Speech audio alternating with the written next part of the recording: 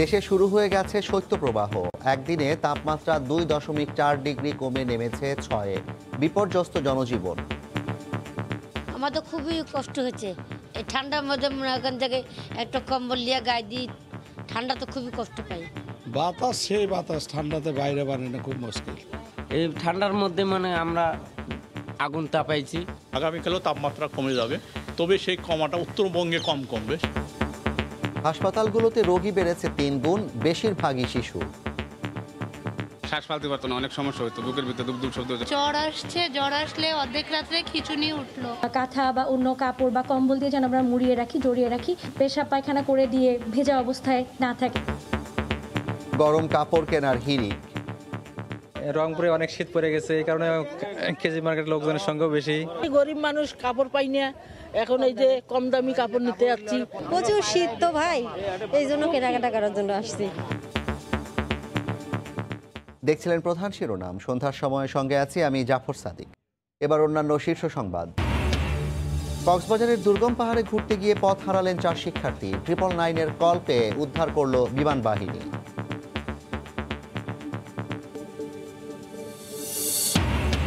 বিএনপির শীর্ষ পর্যায়ে অন্তর্কোন্দল। ভাইস চেয়ারম্যান হাফিজ শোকজের জবাব দিলেন সংবাদ সম্মেলনে।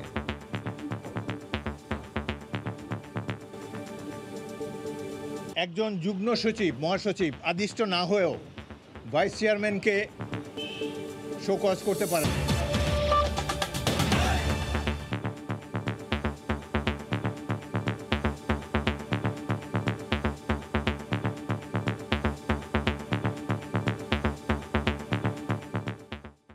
আবহাওয়া অফিস বলছে দেশে শুরু হয়ে গেছে মৃদু থেকে মাঝারি শৈত্যপ্রবাহ। শনিবার কুড়িগ্রামে দেশের সর্বনিম্ন তাপমাত্রা রেকর্ড করা হয়েছে 6.6 ডিগ্রি সেলসিয়াস। নীলফামারীর সৈয়দপুরে 7, রাজশাহীর বাদলগাছিতে 7.5, পঞ্চগড়ে 7.8। এই মুহূর্তে রাজশাহীর ভদ্র এলাকায় আছেন সাইফুর রহমান রকি, রংপুরে আছেন রতন সরকার এবং রাজধানীর হাতিরঝিলে আছেন তোহা খান তামিম। সরাসরি চলে যাচ্ছি তাদের কাছে। প্রথমে যাচ্ছি রকির কাছে। রাজশাহীতে শীতের তীব্রতা বেড়ে যাওয়ায় মানুষের কষ্ট দ্বিগুণ কিন্তু বেড়ে গেছে। বিশেষ করে ছিন্নমূল শ্রেণীর যে মানুষগুলো আছে তাদের দুর্ভোগ কিন্তু প্রচুর বেড়ে গেছে, এমনটাই আসলে তারা বলছেন। আমরা রাজশাহীর ভদ্রা এলাকা থেকে এখানে যে ছিন্নমূল মানুষগুলো বসবাস করে তাদের চিত্রটি আপনাদের দেখানোর চেষ্টা করছি। আপনারা দেখছেন যে এখানে আসলে কয়েক ঘর পরপর কিছু মানুষ তারা এই শীতের হাত থেকে বাঁচার জন্য খড়কুটো জ্বালিয়ে এভাবেই কিন্তু উত্তাপ নিচ্ছেন। তারা যেটি বলছেন যে প্রতি বছর শীত এলেই তাদের যে দুর্ভোগ সেটি কিন্তু দ্বিগুণ পরিমাণ বেড়ে যায়, কিন্তু এখন পর্যন্ত তাদের সরকারি কোনো সহায়তা মেলেনি। বিত্তবানদের কাছে তারা আবেদন করেছেন যাতে শীতের কিছু পোশাক তাদেরকে দেওয়া হয়, তাহলে তাদের এই কষ্ট কিছুটা হলেও হয়তো কমে আসবে। রাজশাহী আবহাওয়া অফিসের কর্মকর্তারা বলছেন যে গত কয়েকদিন অব্যাহতভাবে কিন্তু এই তাপমাত্রা কমছে রাজশাহীতে, যে কারণে এই শীতের তীব্রতা বাড়ছে। পাশাপাশি কনকনে ঠান্ডা বাতাসের কারণে বেশি শীত অনুভূত হচ্ছে বলে তিনি আমাদেরকে জানিয়েছেন। পাশাপাশি শীতের এই তীব্রতা আরও বাড়তে পারে বলেও কিন্তু আভাস দেওয়া হয়েছে। আপনাকে জানিয়ে রাখি যে গতকাল রাজশাহীতে যে সর্বনিম্ন তাপমাত্রা রেকর্ড করা ছিল সেটি ছিল 12.5 ডিগ্রি সেলসিয়াস। এক ধাপে সেটি কিন্তু আজকে 8 ডিগ্রি সেলসিয়াসে নেমে এসেছে, অর্থাৎ রাজশাহীর উপর দিয়ে কিন্তু এখন মৃদু শৈত্যপ্রবাহ বয়ে যাচ্ছে বলে আমরা বলতে পারছি। কারণ 10 থেকে 8-এর মধ্যে যখন তাপমাত্রা নেমে আসে, ওঠানামা করে, ঠিক তো এই সময়টাকে আসলে বলা হয় যে মৃদু শৈত্যপ্রবাহ, এবং 8 থেকে 6-এর মধ্যে যখন তাপমাত্রাটা ওঠানামা করে তখন কিন্তু এটাকে আমরা বলি মাঝারি, এবং 6-এর নিচে যদি তাপমাত্রা নেমে আসে সেটিকে আমরা কিন্তু বলে থাকি তীব্র শৈত্যপ্রবাহ। তো সেই হিসাবে আমরা দেখানোর চেষ্টা করছি এখানে শুধু একটি জায়গায় নয়, কয়েকটি ঘর পরপরই কিন্তু এভাবে শীতের হাত থেকে বাঁচার জন্য সাধারণ মানুষ, তারা খেটে খাওয়া মানুষের যে নিরন্তর চেষ্টা সেটি কিন্তু রয়েছে। পাশাপাশি শুধু তারাই নয়, এই শীতের তীব্রতা বেড়ে যাওয়ার কারণে রাজশাহী মেডিকেল কলেজ হাসপাতালে ঠান্ডাজনিত রোগে আক্রান্তের সংখ্যাও কিন্তু বেড়েছে। রাজশাহী শিরোইল স্টেশনের বাইরে কিন্তু আমরা অনেককেই শুয়ে থাকতে দেখেছি নিদারুণ কষ্টের মধ্যে।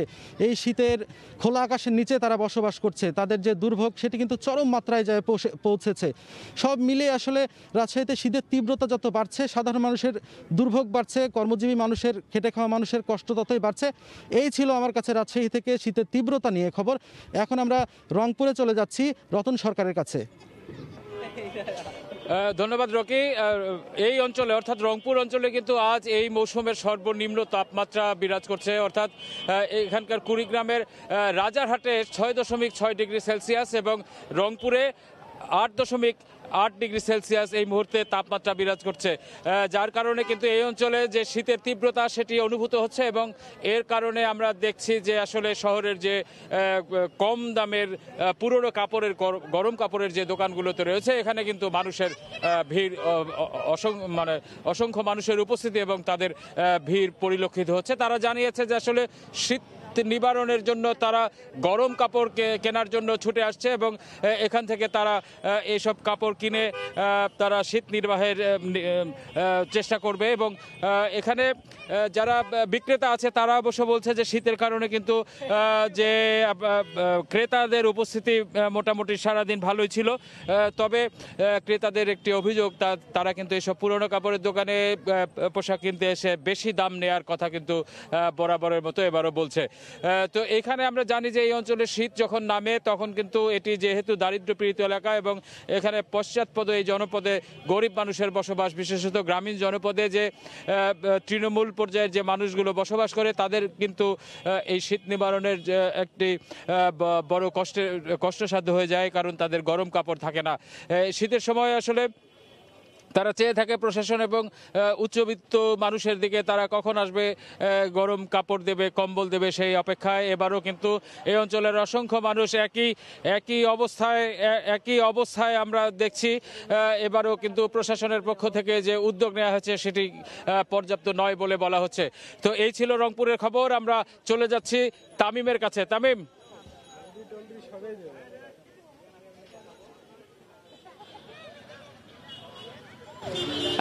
জাফর, ঠিক উত্তরের মতো রাজধানীতে যে যুবথু অবস্থা শীতে সেটি বিরাজ না করলেও এখন বেশ কনকনে শীত অনুভূত হচ্ছে রাজধানীতে। আমি এই মুহূর্তে রাজধানী হাতিরঝিল যে পুলিশ প্লাজা রয়েছে ঠিক তার পেছনে রয়েছি। জাফর, আপনাকে একটু বলে রাখি যে এই যে বাতাস বইছে, বাতাসের কারণে কিন্তু শীতের যে মাত্রা সেটি আসলে বেড়ে গেছে। আপনাকে একটু বলে রাখি যে রাজধানীর অন্যতম বিনোদন কেন্দ্র হাতিরঝিলে কিন্তু নানা বয়সী মানুষ এখানে সন্ধ্যার পরেই ভিড় করেন, বিশেষ করে শীতের মধ্যে। তবে যাদের অর্থনৈতিক সচ্ছলতা রয়েছে তারা কিন্তু আসলে এই ধরনের বিনোদনের তারা চিন্তা করতে পারেন, মাথায় নিয়ে আসতে পারেন। কিন্তু আমরা যদি বুঝি যে এই যে ঠান্ডার মধ্যে মধ্যবিত্তদের যেই সমস্যা বা যারা নিম্নবিত্ত, বিশেষ করে ছিন্নমূল মানুষ, গৃহহীন মানুষ, তারা কিন্তু সবচেয়ে বেশি কষ্টে পড়েছেন। অর্থাৎ এই বাতাসে কিন্তু যে শীতের যে মাত্রা সেটি আসলে বাড়িয়ে দিয়েছে, শীতের যে তীব্রতা সেটি আসলে বাড়িয়ে দিয়েছে।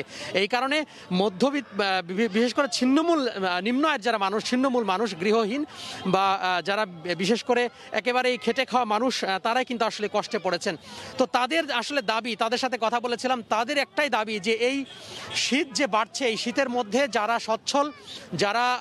সচ্ছল তাদেরকে তারা আহ্বান করেছেন যেন তারা যেন শীতের যেই শীতবস্ত্র সেটি আসলে পান, বা তাদের দিকেও যারা রাষ্ট্রের বিভিন্ন রকম যে সংশ্লিষ্ট কর্তৃপক্ষ রয়েছে তারাও যেন তাদের দিকে একটু নজর দেন এই শীতের মধ্যে।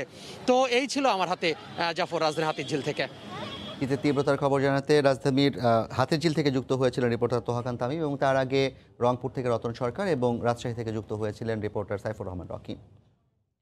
শীতের সঙ্গে সঙ্গে রাজধানীর হাসপাতালগুলোতে বাড়ছে ঠান্ডাজনিত রোগে আক্রান্তের সংখ্যা। সবচেয়ে বেশি আক্রান্ত হচ্ছে শিশুরা।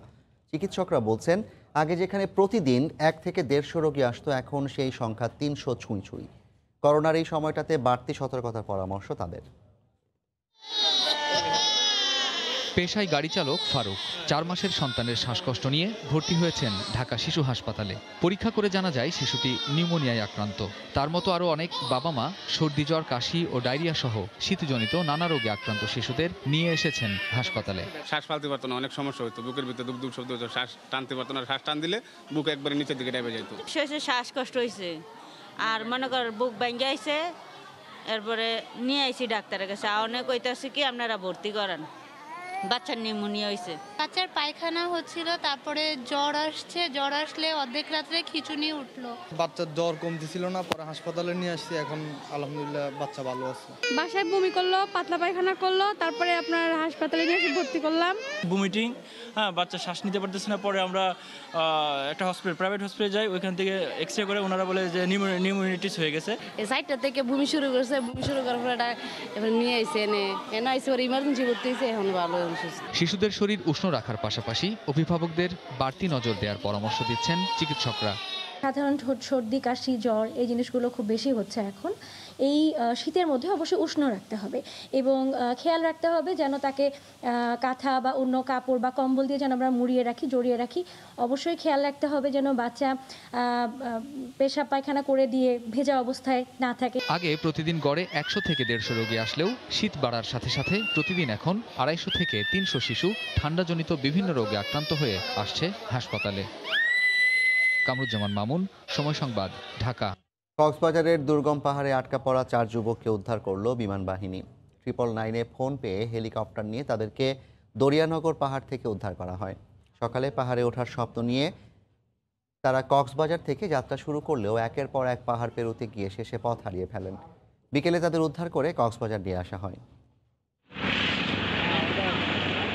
পাহাড়ে ওঠার স্বপ্ন নিয়ে শনিবার সকালে কক্সবাজারের কলাতলী পাহাড়ি এলাকা থেকে যাত্রা শুরু করেছিলেন কক্সবাজারের 4 যুবক। 2 থেকে 3টি পাহাড় পাড়ি দেন তারা। হিমছড়ি পাহাড় অতিক্রম করার ইচ্ছে ছিল তাদের, কিন্তু 2 থেকে 3 ঘন্টা পর হারিয়ে ফেলেন পথ। চোখের সামনে দেখছিলেন বিশাল সৈকত, কিন্তু পথ হারানোয় যেতে পারছিলেন না সেখানে। পরে 999-এ কল দেন তাদের মধ্যে একজন। অবশেষে 5 ঘন্টা পর সেখানে হেলিকপ্টার নিয়ে হাজির হন বিমান বাহিনীর সদস্যরা। দরিয়ানগর পাহাড় থেকে তাদেরকে উদ্ধার করে আনা হয় কক্সবাজার বিমানবন্দরে। অনেকগুলো পাহাড় পাড়ি দিচ্ছি, দেন আমাদের ডেস্টিনেশন ছিল আমরা হিমছড়ি যাব আর কি। একটা সময় গিয়ে দেখি আমাদের গিয়ে হাতে সময় আর নেই আর কি, আমাদের যে কোনোভাবে ব্যাক করতে হবে। সো আমাদের যে ওয়ে ছিল আমরা অনেকভাবে ট্রাই করছি, আমরা কয়েকটা রুট ছিল, আমরা অনেকভাবে ট্রাই করছি, বাট আলটিমেটলি আমরা কোনো ডেস্টিনেশনে যেতে পারছিলাম না। অনেক বড় খাদ আর কি। একটা পাহাড়ের ভিতরে অনেকবার ঘুরতেছি আমরা, কিন্তু নিচে নামার এটা পাচ্ছিলাম না। তো তখন মনে হলো আসলে এভাবে সম্ভব না। একটা পাহাড়ের চূড়ায় গিয়ে, ওখানে কিন্তু সব জায়গায় নেটওয়ার্ক থাকে না, তো একটা পাহাড়ের চূড়ায় গিয়ে যখন নেটওয়ার্ক পেয়েছি তখন আপনার 999-কে কল দেওয়া হয়েছিল।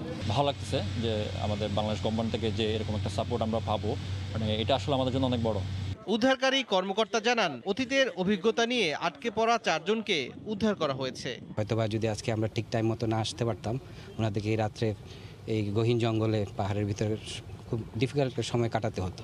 উদ্ধার হওয়া 4 যুবকের মধ্যে 2 জন কক্সবাজার সরকারি কলেজের শিক্ষার্থী, আর বাকি 2 জন বেসরকারি প্রতিষ্ঠানে চাকরি করেন। সময় সংবাদ, কক্সবাজার। সন্ধ্যার সময় আরও থাকছে। কলেজ অধ্যক্ষের সঙ্গে ব্যক্তিগত দ্বন্দ্বের জেরে কুষ্টিয়ায় বাঘা যতীনের ভাস্কর্য ভাঙচুর। ইউনিয়ন যুবলীগ নেতা সহ গ্রেফতার 3, দল থেকে বহিষ্কার। দলের পক্ষ থেকে শোকজের চিঠি দিয়ে অপমানিত করা হয়েছে বলে মন্তব্য করেছেন বিএনপির ভাইস চেয়ারম্যান অবসরপ্রাপ্ত হাফিজউদ্দিন আহমেদ।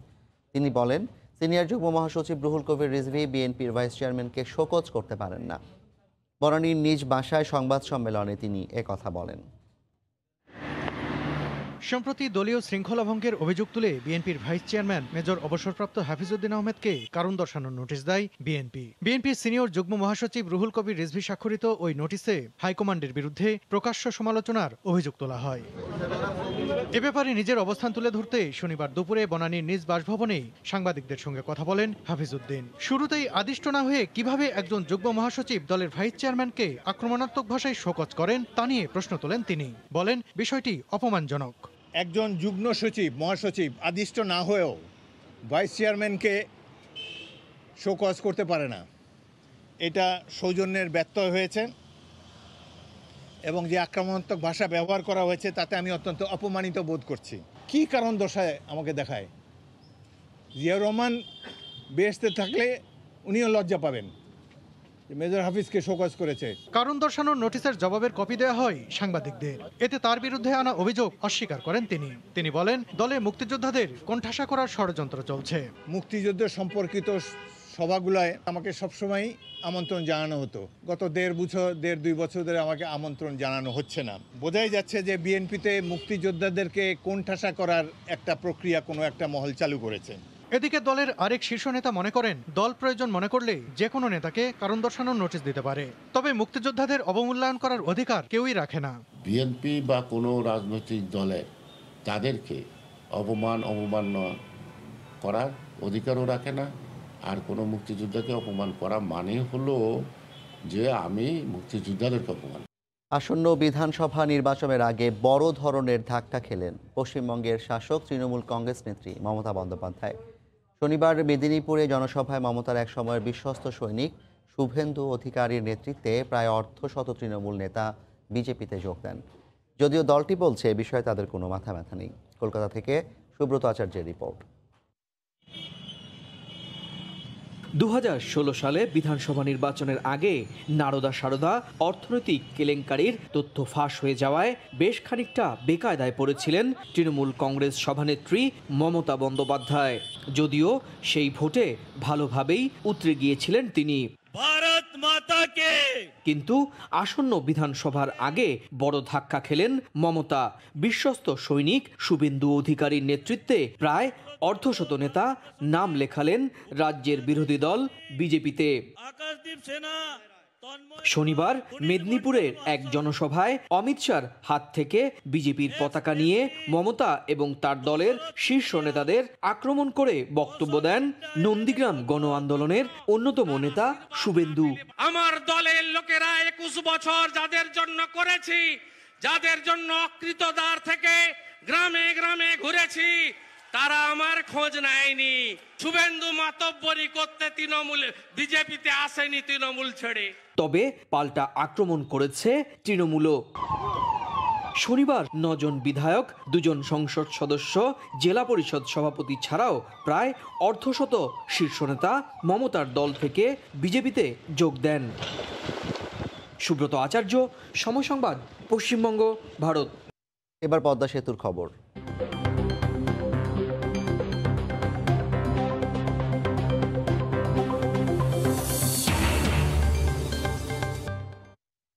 অর্থ নিজেদের হলেও 14 দেশের প্রকৌশলগত অভিজ্ঞতায় নির্মাণ হচ্ছে পদ্মা সেতু। সেতুর জটিলতা কাটাতে বিশ্বসেরা মেধা ব্যবহার করা হচ্ছে প্রতিটি কাজে। করোনা পরিস্থিতি সামলে সামনের দিনগুলোতে আরও আন্তর্জাতিক বিশেষজ্ঞ কাজে যোগ দেবেন বলে আশা প্রকাশ করেছে সেতু মন্ত্রণালয়। সাইফুল ইসলামের ছবিতে এহসান জুয়েলের রিপোর্ট। দৃশ্যমান পদ্মা সেতুর সবগুলো স্প্যান বিশ্বের সামনে তুলে ধরেছে মেগা প্রকল্প বাস্তবায়নে বাংলাদেশের সক্ষমতা। জনগণের টাকায় দেশের সেতু, তবে এই সেতুর পেছনে কাজ করছে দেশি বিদেশি হাজারো মানুষের দক্ষতা। সেতুর কাজ শুরুর আগে থেকে জানা ছিল সহজ নয় পদ্মার মতো খরস্রোতা নদীতে নির্মাণ কাজ। বিশ্বসেরা প্রকৌশলগত জ্ঞান ও অভিজ্ঞতা যুক্ত করা হয়েছে কঠিন ও জটিল এই নির্মাণ কাজে। বাংলাদেশ সেতু বিভাগের অধীনে নির্মাণের ঠিকাদারি কাজ করছে চীনের মেজর ব্রিজ কোম্পানি। তবে নির্মাণ কাজের শুরু থেকে তদারকির কাজ করছে 14 দেশের মেধা। সেতুর বিভিন্ন কাজে পরামর্শক দলে কাজ করা দেশগুলো হলো Bangladesh, New Zealand, Canada, Italy, Netherlands, Australia, Malaysia, Taiwan, দক্ষিণ কোরিয়া, সিঙ্গাপুর, যুক্তরাজ্য, ভারত, নেপাল ও ফিলিপাইন। মূল সেতুর পরামর্শক কমিটিতে কাজ করা 11 সদস্যের মধ্যে আছেন 6 জন বাংলাদেশি এবং 5 জন বিদেশি। প্রয়োজন অনুযায়ী নতুন নতুন পরামর্শক যোগ দিচ্ছেন বলে জানালেন সেতু সচিব। আমাদের লক্ষ্যমাত্রা কিন্তু জুনের মধ্যে ড্যাক বসানো শেষ করা, তো সেখানে কনসালটেন্টও এসে গেছে। আমরা আশা করি তারা আসলে জনবল বিদেশিও আরও বাড়বে। কনসালটেন্ট কিছু বাইরে ছিল, তারা দেশের বাইরে থেকে তারা ইন্টারমিটেন্ট কাজ করছিল। 2015 সালে সেতুর 22টি পিলারের নকশা জটিলতা দেখা দিলে বিশ্বসেরা 10টি প্রতিষ্ঠান এর সমাধানে কাজ করে। শেষ পর্যন্ত 1.5 বছর সময় নিয়ে তারা এর সমাধান করে। দেশি বিদেশি সেরা মেধাগুলোকে যুক্ত করা হচ্ছে প্রকল্পের কাজে। যখনই কোনো জটিলতা তৈরি হচ্ছে কিংবা কোনো পরামর্শের প্রয়োজন হচ্ছে, তখনই সংশ্লিষ্ট দেশের বিশেষজ্ঞদের নিয়ে আসা হচ্ছে। লক্ষ্য, স্বপ্নের এই প্রকল্পের কাজের মানে কোনো আপোষ নয়। এহসান জুয়েল, সময় সংবাদ, মাওয়া, মুন্সিগঞ্জ। কুষ্টিয়ায় বিপ্লবী বাঘা যতীনের ভাস্কর্য ভাঙচুরের পরিকল্পনায় ছিলেন যুবলীগ নেতা আনিস। 2 সহযোগী সহ তাকে গ্রেফতারের পর এ তথ্য জানায় পুলিশ। এ ঘটনায় আনিসকে দল থেকে বহিষ্কার করেছে জেলা যুবলীগ। 3 জনকেই জিজ্ঞাসাবাদে নিতে 7 দিনের রিমান্ড চেয়েছে পুলিশ। কুষ্টিয়ায় বিপ্লবী বাঘা যতীনের ভাস্কর্য ভাঙচুরের ঘটনা নিয়ে শনিবার দুপুরে নিজ কার্যালয়ে সংবাদ সম্মেলন করেন পুলিশ সুপার। তিনি জানান, ঘটনার পরেই জড়িতদের শনাক্তে অভিযান শুরু হয়। আটক করা হয় মূল পরিকল্পনাকারী কয়া ইউনিয়ন যুবলীগ সভাপতি আনিসুর রহমান আনিসকে। পরে তার দেয়া তথ্যমতে গ্রেফতার করা হয় সহযোগী সবুজ ও হৃদয়কে। জিজ্ঞাসাবাদে বেরিয়ে আসে ভাস্কর্য ভাঙার মূল রহস্য। তাদের ইন্টারনাল যেই কলেজের কমিটি নিয়ে একটু দ্বন্দ্ব আছে, প্রিন্সিপাল এবং যিনি সভাপতি আছে তাদের সাথে দ্বন্দ্ব আছে। সেই পরিপ্রেক্ষিতে এখন পর্যন্ত আমাদের কাছে তথ্য হচ্ছে এই কারণে হয়তো ভেঙে ফেলা হতে পারে। বাঘা যতীনের ভাস্কর্য ভাঙচুরের প্রতিবাদে কুষ্টিয়ায় মানববন্ধন কর্মসূচির আয়োজন করা হয়। জড়িতদের বিচার দাবিতে মানববন্ধন হয়েছে ঝিনাইদহে। এতে আওয়ামী লীগ সহ বিভিন্ন সাংস্কৃতিক সংগঠনের নেতাকর্মীরা অংশ নেন। এদিকে আনিসকে বহিষ্কারের তথ্য জানিয়ে ব্যক্তিগত অপকর্মের দায়ে দল নেবে না বলে জানান জেলা যুবলীগ নেতা। 5 সদস্য বিশিষ্ট একটা কমিটি করেছি আমাদের জেলা যুবলীগের সভাপতি রবিউল ইসলামের নেতৃত্বে। সেই রিপোর্ট পাওয়ার পর আমরা তাকে স্থায়ীভাবে বহিষ্কার করব বলে আশা করছি। বৃহস্পতিবার রাতে কুষ্টিয়ার কয়া মহাবিদ্যালয়ে বিপ্লবী বাঘা যতীনের ভাস্কর্য ভাঙচুর করা হয়। এ ঘটনায় শুক্রবার কুমারখালী থানায় বিশেষ ক্ষমতা আইনে মামলা করেন কলেজ অধ্যক্ষ হারুনুর রশিদ। সময় সংবাদ, কুষ্টিয়া। বিজয় দিবস উপলক্ষে বর্ণাঢ্য র্যালি করেছে কেরানীগঞ্জ মডেল থানা আওয়ামী লীগ। সকালে কেরানীগঞ্জের ঘাটারচর থেকে বিজয় র্যালি শুরু হয়ে কলাতিয়া কালিন্দী কোনাখোলা হয়ে মিছিলটি এক স্থানে গিয়ে শেষ হয়। কেরানীগঞ্জ মডেল থানা আওয়ামী লীগ আয়োজিত এ র্যালিতে স্থানীয় যুবলীগ, ছাত্রলীগ সহ সহযোগী সংগঠনের নেতাকর্মীরা বিভিন্ন প্ল্যাকার্ড হাতে অংশ নেন। র্যালিতে থানা আওয়ামী লীগের আহ্বায়ক ইউসুফ আলী চৌধুরী সেলিম, যুগ্ম আহ্বায়ক আলতাফ হোসেন বিপ্লব উপস্থিত ছিলেন।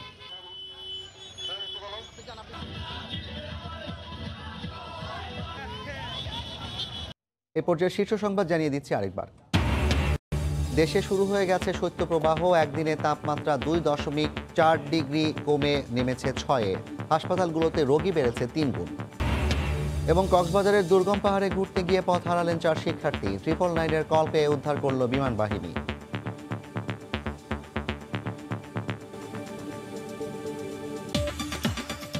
এই ছিল সন্ধ্যার সময়। সঙ্গে থাকুন সময়।